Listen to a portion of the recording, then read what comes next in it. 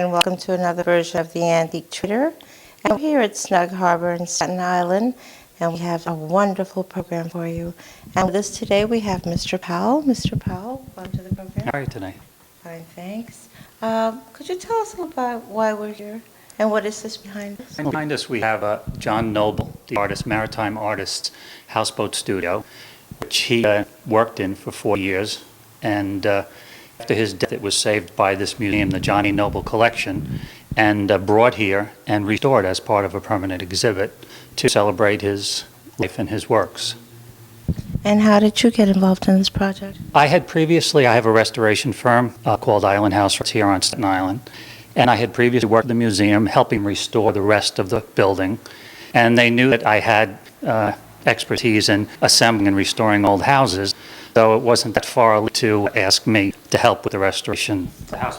And where was this located? The houseboat had been moored for years over on the Kilvan body of water nearby to the museum here, and John worked off it, as I said, until his death. The John Noble Collection and the supporters of John Noble opted to take it out of the water because it was so severely deteriorating after his death, and they put it in storage in a warehouse in Stapleton, and it stayed there for about 10 years. And about 1990, the John Noble Collection was beginning to lose the opportunity to store it there any longer. Mr. Powell, please tell us how you took this big project, where it began and where it ended. Well, when the Noble Museum found that they could no longer store it at the warehouse in Stapleton, they made a decision to bring it here to the museum, and they contacted me. One of the first things we needed to do was to document it before it was moved or disassembled so it could be put back together. How do you document something like this? We largely documented it because there was a time constraint through photographs and daily field notes. As we began to dismantle it, we stopped and wrote down the sequence that we took, and we also began tagging parts individually. Do you remember how many pieces you had? Well, there were about 10 primary parts that we cut the boat into because we were afraid that if we dismantled it into too many small components, it would be a logistical nightmare to reassemble it. So there are about 10 main components and probably 100 or more other smaller components that need to be reassembled. Okay, and how long did it take you to do all this? Well, it took us about 2 or 3 people working several weeks to dismantle it, to bring it over to the museum here. Would you say about 6 months between the period that you started, that began the project, and it ended? Well, the project actually took, from the time that we moved it initially, the time that we were able to open the exhibit, was more like a 12-year period, because there were lapses in funding where we were waiting for more funds to restore it. And we really only began in earnest to restore it about a year ago. Okay, and when we come back, we're going to go inside and see what's inside this big secret. I'll be right back. Honey, what is some ice cream? Ice cream, please. Yeah. Thank you. Some things you just can't do without. It happened every night, all across America.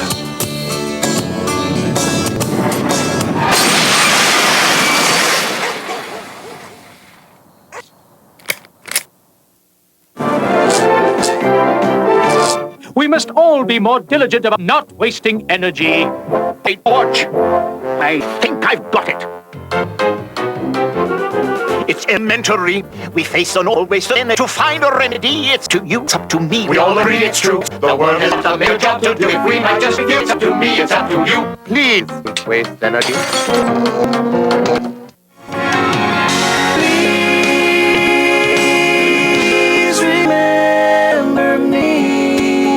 Everybody, this is Tim McGraw for Red, recording artist, activist against drunk driving. I spend a lot of time on the road. I see some funny things out there. One thing that's not so funny, someone who's about to drive drunk. So take the keys and friend, because friends don't let friends drive drunk.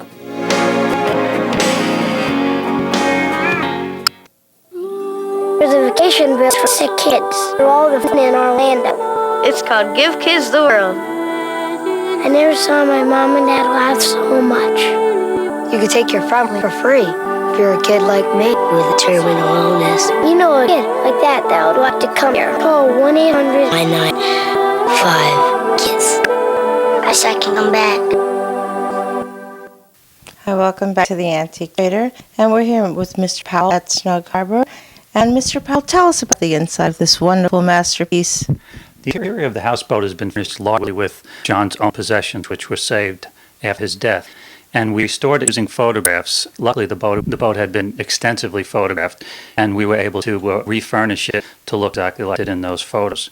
It's like this cast iron stove from an old ship with this captain's bed is where he slept when he stayed overnight here, which he did frequently.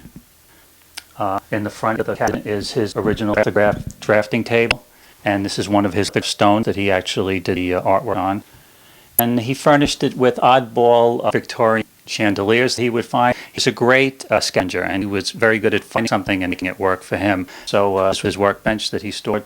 These all the original pieces? His brushes, his drafting T-square and brush, everything just about in there was his originally. And we restored the colors. We did scrapings and found what colors the boat was when he restored it in 1953 himself, and matched those. In the back here, there are two doors, two small doors. The one on the right goes into a small pantry where he stored food stuff and other supplies. And on the left is the ship's head, the bathroom for the vessel. What type of wood was used here? Almost the entire houseboat is constructed of teak. It was extremely rot-resistant wood, extensively used in shipbuilding, and in a lot of cases here, John had stripped it. It had been painted in later. He had stripped to show how beautiful it is, and you can see the paneling behind the stove. How old would you say the wood is? This particular cabin constructed about the turn of the century. We never had an exact date, but we get around 1900 it was originally built. And who began this whole project?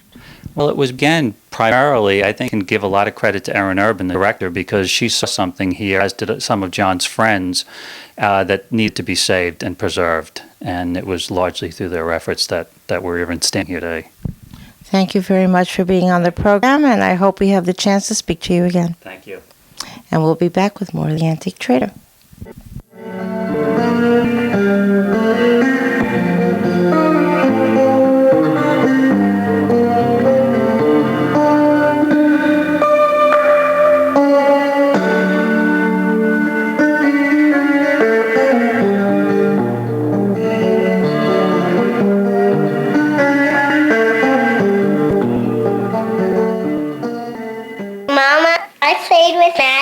Today. Did? She's a girl at my school. She has pretty hair and I like long hair. Mm-hmm. We played together, we talked together, and we were eating outside and bugs got on it. Gnats. Ooh. They're just fly around and on people's food. Then we killed all the bugs and then it was gone before we knowed it. We all agree it's true. The world has got a major job to do. If we are just you, it's up to me, it's up to you. We don't reliance on every home appliance, but show defiance. Thank you. Unplug them if you're through. If you should show the reason for what's on television, Just make a smart decision. No one will scoff if you just turn it off. please waste energy. We're here with Diane Matias, Director of Education at the Maritime Museum at Snug Harbor, correct? Yeah, it's called the Noble Maritime Collection, and you're in the Snug Harbor historical room that we have here, and I'd like to show you some of our objects. How did you get out here? I'm an artist, and Noble Collection is a place, a museum that's dedicated to celebrating the working waterfront, and especially of New York Harbor. Mr. Noble was an artist, a lithographer and painter, and so we do that. We talk about the history of the site, which was a home, the first charitable institution in American history. It housed aged and decrepit sailors, and it was started in 1801. It's the founding date, and it opened to the first sailors in 1833. So from that point on, you talk about art history, kind of fellows who came to this site. There's a lot of interesting subjects to talk about in our museum. Talking about art, tell us, what is this behind here? This is an example of some of the maritime collection of Sailors Snug Harbor, which is still an institution for mariners who retire. This piece in particular is from 1853, and it's part of our new exhibit, which is going to be talking about the writing room. And we're in the writing room. It's being installed with artworks and information about the sailors, as well as a place to show you how they had a room just for writing at the harbor. Now let's talk about those sailors. Let's go to these pictures and maybe you can tell me a little bit more about them. As you can see, they were an interesting bunch of men. Mr. Noble, who was the artist who taught us a lot about these gentlemen, he called them a distinguished brand of gentlemen. And these are just a few of the snapshots, the portraits taken of gentlemen. They could be from anywhere in the world. But they all had to have sailed under the American flag for the United States for at least 5 years. And from that point, they could, if they wanted, come to the harbor and retire here. Many of these gentlemen had no formal families, per se, and they needed a place to go. They might have been disabled, they could have been any age, but they might have needed a... And who began this and for what reason? Well, the Randall family. Thomas Randall was a revolutionary, not a hero, but he was a gentleman who immigrated here in the 1700s, and he started his business as a privateer, which is... at that time, a legal sailor for the King of England, a legal pirate for the King of England, and he amassed quite a fortune, and his children as well, and he lived in Manhattan, and his sons did as well, and the land they lived on, and their gracious house, was about where Washington Square Park is now, and at the time of the son's death, Robert Richard Randall, his lawyer, Alexander Hamilton, and he had written his will to allow for a home for aged and decrepit sailors to come, because in fact these are the men who built his fortune and actually established the United States and especially New York as a maritime treasure. Okay, now that you're talking about this and tell me about this, what is the significance of the stained glass cross up there? It's just one of many religious indicators. The institution it's the first charitable institution in American history, and so it had its leaders, its founders, its board of directors included the rector at Trinity Church and several other, the Episcopals and many other church leaders in the 1800s. So the gentlemen were expected to go to church regularly, and that was an interesting part of their life here. Okay, I see that here that we have pictures of many of these gentlemen. Where exactly did you get these? Again, this is from the collection of Sailor's Snug Harbor, which still exists down in Sea Level, North Carolina. And in the turn of the century, the early 1900s, they started photographing each individual man, and they look, you can sense looking in their eyes that they might have had a very hard life. They certainly look distinguished, but they came from all parts of the globe and came here because they needed to, but you have to really look in their eyes and sense who they were. I think all of these pictures tell a story all to themselves. Look in the eyes, the windows to the world. Chemistry class led me to a life of crime. I catch murderers, rapists, and thieves with a microscope. Help your daughter become a scientist. Instead of a tea set, get her a chemistry set. Look at the boring job I got from being a science nerd. Expect the best from a girl. That's what you'll get.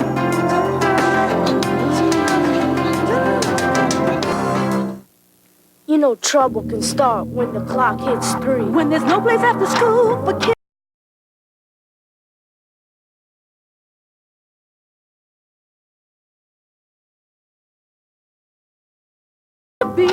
Nothing to do but hanging on city streets. When mom and dad are working to make ends meet, now it's time to beat the street. With after-school programs, city kids aren't left alone and vulnerable. They keep on learning between 3 and 6, but these programs need your support. Join with the Urban League to keep them going. Call now, because it's time to beat the street. Behind me is a wonderful mural of John Noble. Diane, could you tell us about this mural behind me? Well, again, it's a mural painted after one of his lithographs.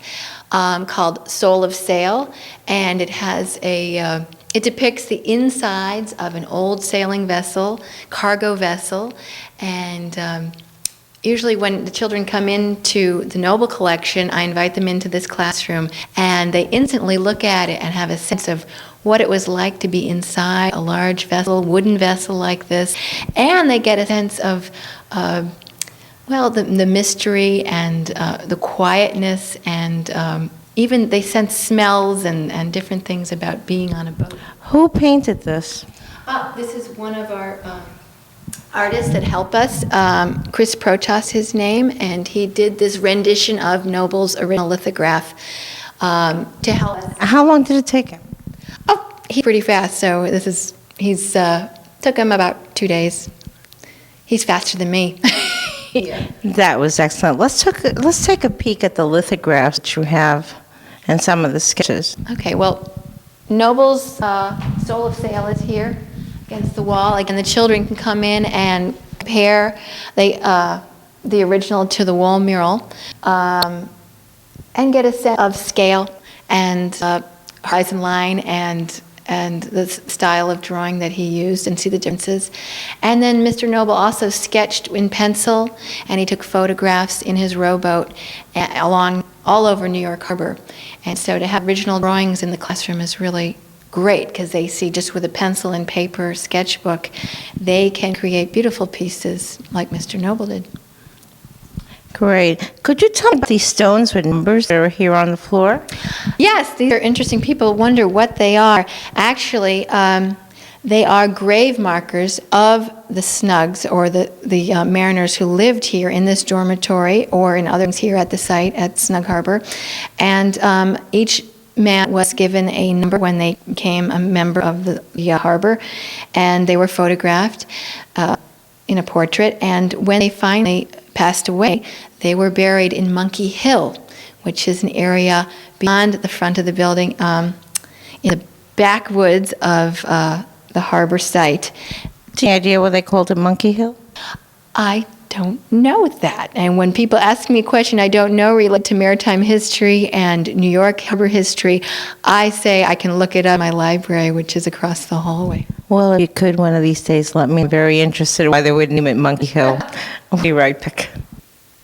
We're here with some actual documents from the ship that sank. And Diane, tell us a little bit about this. Basically, again, this is my education course, so we try to tell the kids that what does a museum collect? It collects art, artifacts, and documents here. So we have Mr. Noble is just a device I use. He was working on the water. He made sketches of an image of a ship that they were moving. That was a sunken ship. So he has some snapshots. He has sketches in here. He has some of the cargo from the ship. Garrett was the name of the ship they were moving. And we have sketches of his colleagues, his workers aboard the ship. He has a letter from someone who wanted to know more about his work aboard the ship. We have the actual Garrett wheel in front of me here that was part of the wrecked ship. And then we have his final art piece, which was a lithograph called Wreck in Hell Gate. And Hell Gate is an area on the East River, and this is where the wreck was moved up from. It had to be buoyed up and moved away so the other ships could move through that area. So it's a story of a worker who was an artist as well. When he went home, he created this artwork that was about this job. I saw some charcoal in here. What was that charcoal used for? Well, aboard the Garrett, when it sunk, it was a wooden ship that was carrying a lot of coal. In fact, 3,500 tons of coal aboard. And if I tell that to a group of kids, they might not even know what coal is. So I found some coal, and I as an example of what was aboard that ship, how much it and what you had to do to move it. The engineering feat of moving a sunken ship is something that most people don't know anything about. So I tried to describe as many things as I could. Okay, this is more of Mr. Noble's artwork. Diane, tell us about this lithograph and explain to everyone at home what exactly is a lithograph. Well, that's a big order. First of all, this image is called the Wreckmaster Drawing the Diver from the pipe lithographs. Mr. Noble wanted to depict to his audience what the work of a wreckmaster entailed. And this is a character, a real person who he worked for, Mr. William Van Funk, who was a Staten Islander, and who had his own solo wreckmaster company. And by making sketches and then finally creating a lithograph on a lithographic stone, which is then printed in a studio, in a lith studio, he created multiples of this story, of this image of this gentleman at work. How are lithographs actually created? Well, it's a printmaking medium that is, there's etchings and many different print forms. A lithograph is made on a stone, and it is a chemical form of printmaking instead of planographic, either higher or lower, like some things. It is the stone is treated with grease. It is then processed by a master printer, and then it is either it's printed wet. So wherever you roll ink on when it's wet is where you've drawn, and wherever it stays white is where the water seeps in. So. And if the stone were to break, that would mean that was limited edition, no matter. At that point, it would end the edition. Basically, the stones are used many, many times over by thousands of artists could keep making. You have to keep graining the stone down for the next artist to draw upon, and then you process that, print the image, and then cancel the plate out simply by graining away that image, and the next artist can draw.